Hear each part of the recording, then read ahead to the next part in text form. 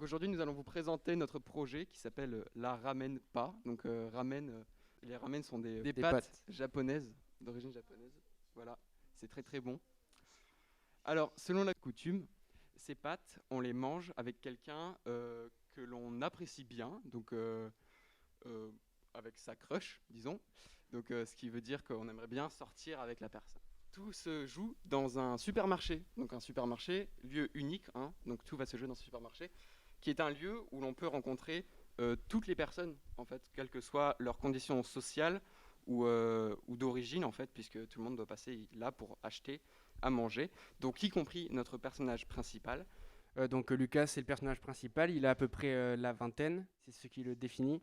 C'est qu'il est dans son monde avec sa musique, donc il est un peu coupé du monde et il cherche pas les embrouilles. La musique joue vraiment un rôle très très important avec ce personnage qui a tout le temps un petit casque sur ses oreilles. En tout premier lieu, il va rencontrer deux personnes racistes. La première, Kevin, qui est à gauche, est le vigile du supermarché, l'un des vigiles, et qui, sans même vouloir être vraiment raciste, en fait, sans faire attention, va dire des choses racistes, par exemple, en pensant que Lucas est chinois alors qu'il est japonais, donc ce sont des petites choses comme ça auxquelles on ne fait pas attention. Et parallèlement, nous avons Louis, qui lui est très instruit et qui est raciste, mais en connaissance de cause, et donc qui va s'en prendre à Lucas après que celui-ci, fortuitement, l'ait bousculé.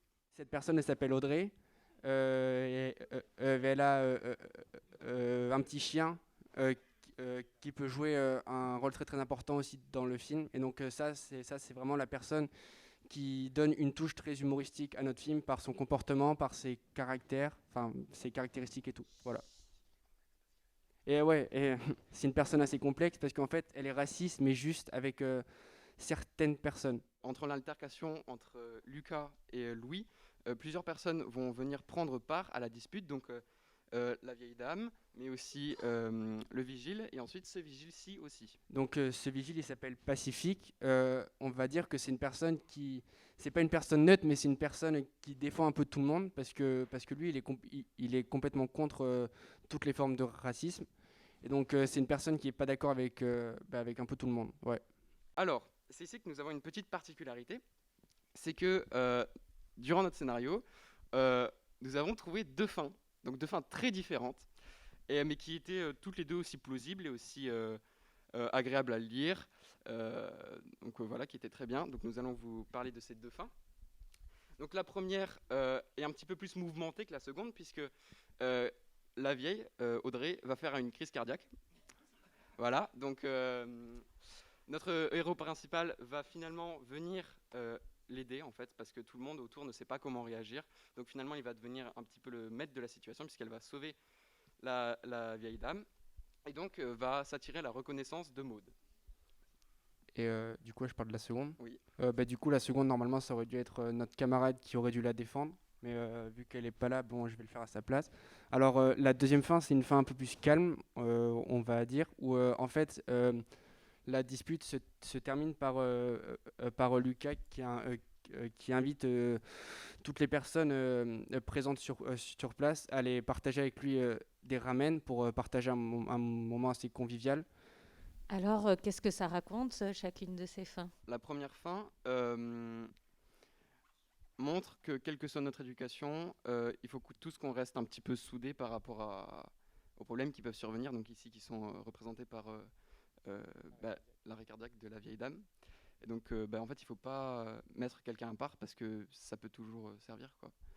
Voilà. Et la seconde montre, elle, est plus négative finalement et montre que en fait, on ne peut pas vraiment en finir avec ce racisme.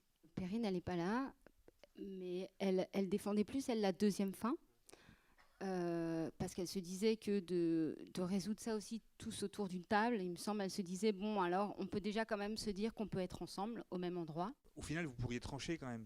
Voilà, à un moment donné, il faut trancher.